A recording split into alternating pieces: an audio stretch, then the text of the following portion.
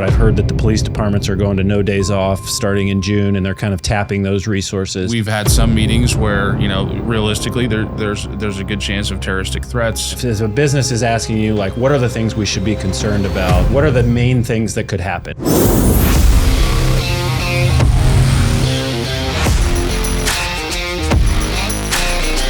Welcome to the Titan Protection Show. I'm Ryan Smith here with Jordan Roberts, Ryan McFarlin. We are talking World Cup, FIFA, Kansas City 2026. Gentlemen, thanks for being here. Let's start, just kind of give us a general overview. What do y'all do at Titan? Yeah, so my name is Ryan McFarlin. I'm the deputy chief. I manage the operations, so I keep a tab on the majors, make sure that we're interacting with our clients well and getting the guys resources that they need on a day-to-day basis, 24/7, 365. Sure. I'm one of Titan's majors. I specifically deal with temporary services and patrol. And what we're dealing with primarily with World Cup coming around is temporary services. Right. So, I mean, basically when somebody calls and says, we need some extra coverage for World Cup, how do we get some security officer on our team? You're typically the person from Titan on the other end of that conversation, kind of guiding them through what that looks like, what that costs, what's available, that type of thing. Absolutely. It'll end up getting filtered towards me. I'll make the call. I'll diagnose the needs, where we can keep things under budget, where we, have to allocate resources or budgets, and just work around the client's needs. Nice. And then you're kind of on that operations side of making sure that the people are showing up when they need to, that they know what they're doing, kind of the quality control aspect of that piece of it. Yes, our processes are being followed. They're there for a reason. And so at times where it does get hectic, speed, all that is a factor. We really need to hone in on our processes that we've had for the longest of times to keep us where we need to be. Yeah. Well, I thought this would be an interesting discussion for people that might be out there, business owners or folks that manage, or a lot of that we find too, that security, when you don't have an internal security department or not an ongoing need, maybe you only need security during the World Cup or an event like that.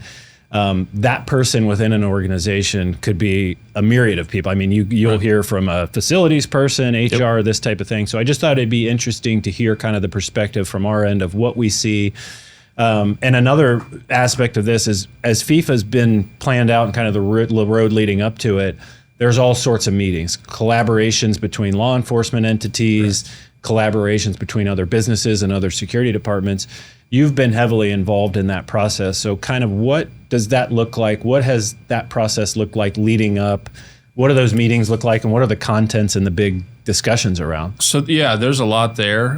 Biggest thing that I would take away from it, because you've been there as well, is communication, is everybody talking to everybody, making sure everybody's on the same page, and then addressing those needs staffing-wise, knowing that it's going to be just a short period of time in the grand scheme of things, and how you scale up like that or scale up to that. And then kind of the after effects of staffing with that as well. And so those are things that we're talking with the businesses on. Obviously, like you said, in those direct areas, kind of the downtown area, and then obviously over by the stadiums, you're going to see people that don't have security that need it, and so they have questions of what exactly does this look like? And then those that already have it, what is this going to do to my existing team? And so there's all kinds of talks, basically really centering around communication and making sure that we're communicating with our existing clients, new clients, and to get expectations taken care of. Public transit is a big topic, obviously. Yeah. A lot of people are coming here that won't have vehicles, so the reliance on public transit, and Titan has a big space in the public transit area. So making sure that we're ramping up services for those guys and getting them the resources that they need. And then the one-offs and the newer ones go to this gentleman here. So, and he's been in on some of those. What else do you think that we've been talking about in those meetings? Every single meeting has touched on something new, something new revelation people haven't thought about. We've had people come in from overseas talking about what they've experienced with the World Cups. It's been very enlightening, and every meeting is pretty much honed in on nobody's prepared for this.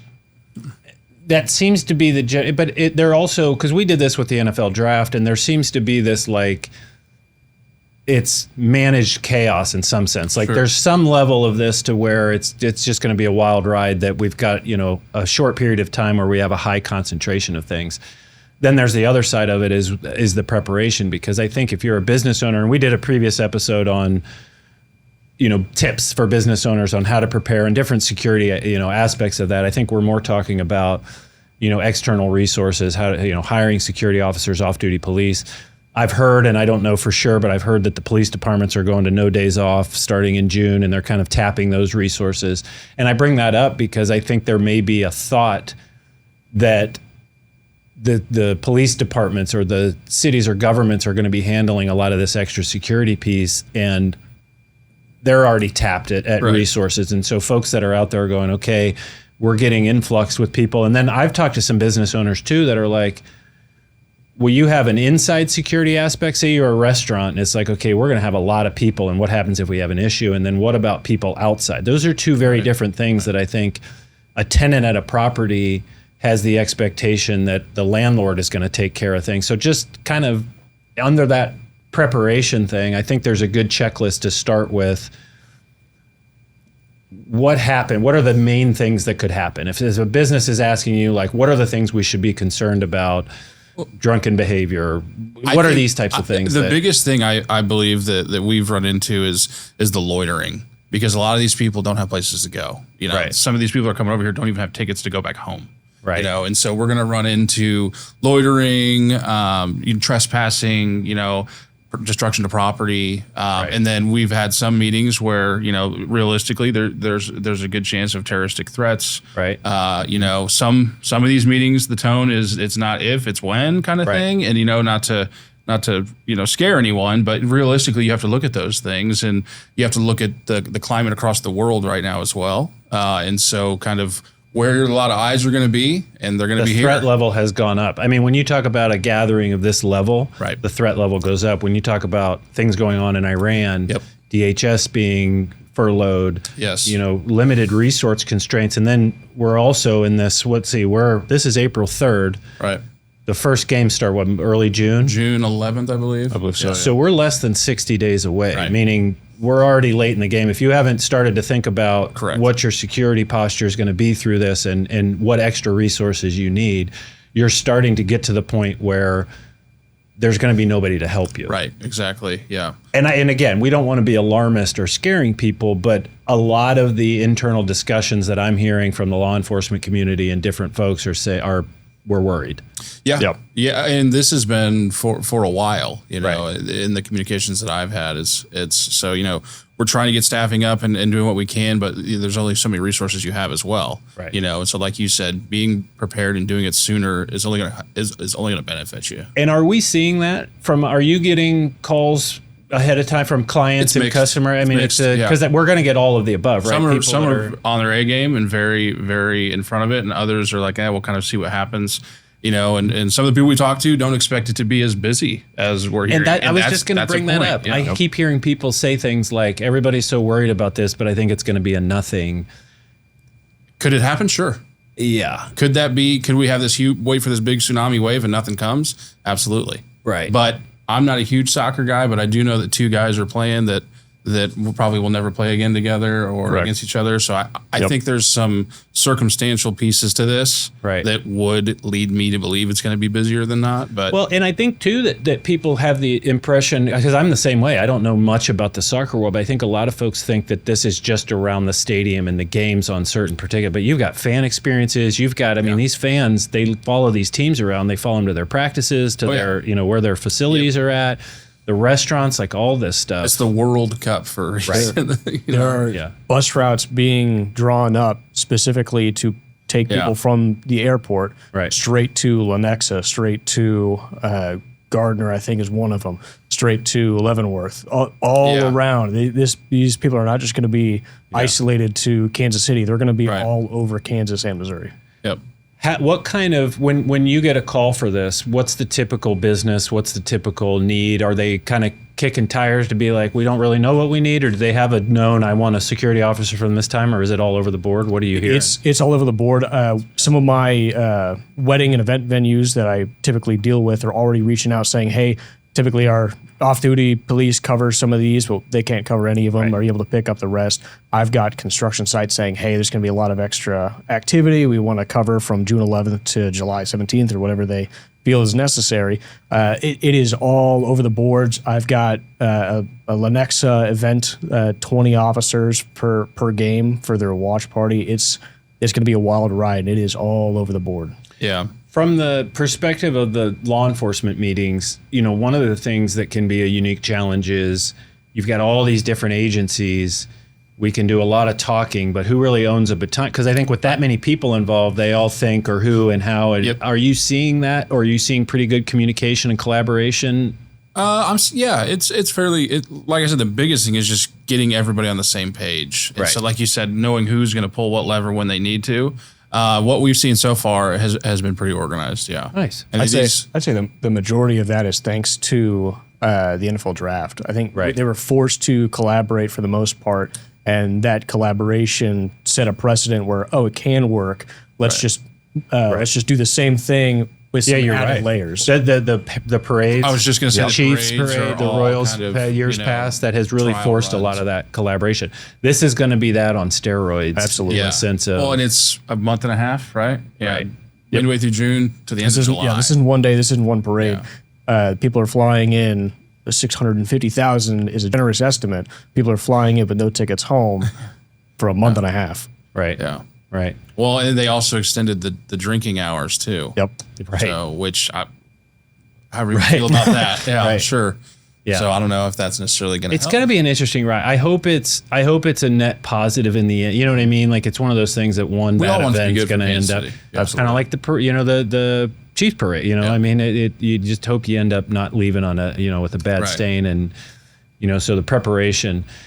Your mother, sister calls you. They're in a business. They're trying to figure out, hey, we got this World Cup coming. What should we be doing? What are you telling them in your personal? I'm just using that as an example. Sure. That somebody close to you calls and asks for your advice. Yeah. What's your big takeaway for them? The first thing, I mean, obviously we're going to do assessments and just see kind of what their needs are. It's not a one size fits all, depending on where they're at. And so we would obviously go see them, visit them, and see. Okay, it looks like you're going to need, like you said, external security. You don't really need anything inside, or hey, you do need something inside in case something pops off inside. And so really it's tailored to each request. I had one of our existing clients has been with us for a long time, reached out a couple months ago and was very proactive. And our initial, hey, this is what we want. We got it all on paper. And then I'd say about a week or two ago, they doubled it. Yeah. So it's kind of, the goalpost is moving a little bit, but we're trying to help identify it so we can nail down exactly what they're going to need. But really, it's client to client.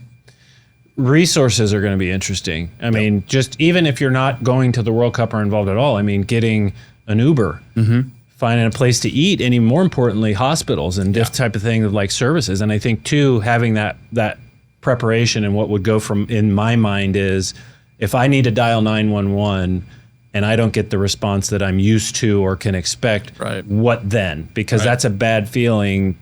Nobody to need wants to- something. And so I think that's the spirit of this conversation, is how do we, and in a previous episode, we were talking about specific things that business owners can do to, to think about or protect from this. But I think that's kind of what we're trying to get our arms around is, our business can be very reactionary. Our phone rings after something bad happens. And so trying to prepare for that when we know, they call that left of bang. How do we stay left of bang and really prepare for this before something happens, and not right of bang of where we're reacting to and kind of being after. So are we leaving anything on the table, anything to think of or consider as we're kind of preparing, or advice that you would give business owners or people responsible for a security measure? And that's also another one. When you say who's responsible in the organization, you don't have somebody that's dedicated to security. Something bad happen, but there's really nobody to hold accountable for. So kind of identifying who's going to take the lead on that within a business, but what other pieces are we? Like you said, I think that covers kind of the liability side of things. The other thing is, just is if you're not already talking about it, you need to be. Right. And having those discussions within your circle, within your teams, talk to, your surrounding businesses. What are they doing? Are they doing something different than you? Are you completely in the dark? Are you the only one talking about it? Because if you are, that's probably not a good thing either. Right. So I think coming together as a community, talking with each other, because it's the old saying, it's going to take a village. It takes a community here to really make sure that we get through whatever challenges we have come our way during this. And so obviously security is a major aspect of that, and talking to the right people, which could be us, or your neighbors. Right. And so I think now if you're not talking about it, the first step is to start talking about it. So, but yeah, I mean, as far as that goes, I think we've covered a majority of it. That communication piece is huge. We're going to continue to do our part in those meetings and, work with what we have. And I think you're right. I think that's a great way, because we get that a lot too about, do we need armed security? Do we need unarmed security? Do we need security at all? And I think a lot of that, especially internally, if we're just leading a discussion where we bring people to the table and say, what do we feel nervous about? Or what do we need? What happens if we call for an ambulance and they don't have one to send us? Or, and then start looking at this and going, almost that whiteboard exercise of saying, what are we comfortable with? What are we not comfortable with? And then how do we fill those gaps and fill that in? One of the other episodes that we're doing on this too is kind of looking at past World Cup events, past mass gatherings of these types, to find out what worked well, what didn't, and use that history as kind of game film to be able to say, here's some things that people were surprised by, here's some things that worked well, those types of things. Jordan, are we missing anything here? I'd say the best thing that you can do is call and ask. Right. Call and ask. What I like to do is I like to take step by step, look at the property, look at the location, where is it in reference to watch parties, the stadium, and take it step by step, work through it, and we can make an honest assessment with each other, me and the client. Is this something that you're going to want to look into? What would make sense? What's within budget? What can we work with? Every little bit helps. Even if it's just a single officer, that a deterrent alone is going to make leaps and bounds. And I think the biggest thing too is I think that there can be a world where people wait and see, if it is it going to be crazy, let's wait and see, and then we'll call and get security.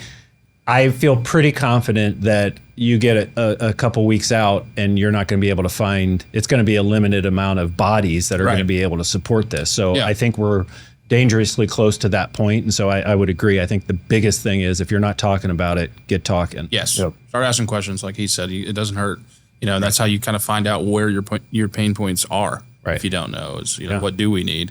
And that's the biggest thing, is our bullpen's only so large, as Kansas City as a whole. Right. And so there's only so many resources you can have. You can't create them. But yeah.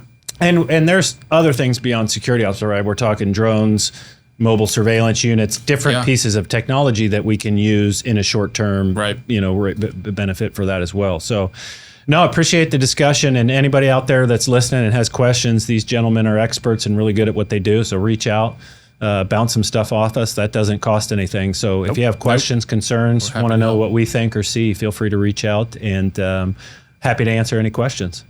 Appreciate you all coming on. Very good. Thank you. Appreciate it. Yeah, of course.